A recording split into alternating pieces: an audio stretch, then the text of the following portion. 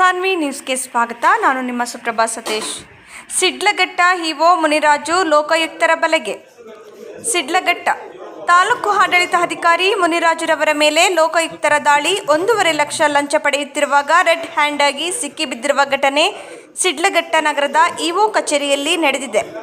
ತಾಲೂಕಿನ ಜಂಗಮಕೋಟೆಯ ಹೋಬಳಿಯ ಗಟರ್ಮನಹಳ್ಳಿ ಗ್ರಾಮದ ನಂಜೇಗೌಡರ ಜಮೀನಿನಾದ 39 ಕುಂಟೆಗೆ ಭೂ ಪರಿವರ್ತನಾ ಪ್ಲಾನ್ ಮಾಡಿಕೊಡುತ್ತಾನೆ ಎಂದು ಸುಮಾರು 2 ಲಕ್ಷ ಹಣವನ್ನು ಬೇಡಿಕೆ ಇಟ್ಟಿದ್ದು, ಅದರಲ್ಲಿ 1.5 ಲಕ್ಷ ಲಂಚ ಪಡೆಯುವಾಗ ರೆಡ್ ಹ್ಯಾಂಡ್ ಆಗಿ ಲೋಕಾಯುಕ್ತ ಬಲೆಗೆ ಸಿಕ್ಕಿಬಿದ್ದಿದ್ದಾರೆ. ಇನ್ನು ಈ ದಾಳಿಯನ್ನು ಚಿಕ್ಕಬಳ್ಳಾಪುರ ಲೋಕಾಯುಕ್ತ ಅಧಿಕಾರಿ ಮೋಹನ್ ರವರ ನೇತೃತ್ವದಲ್ಲಿ ನಡೆದಿದೆ.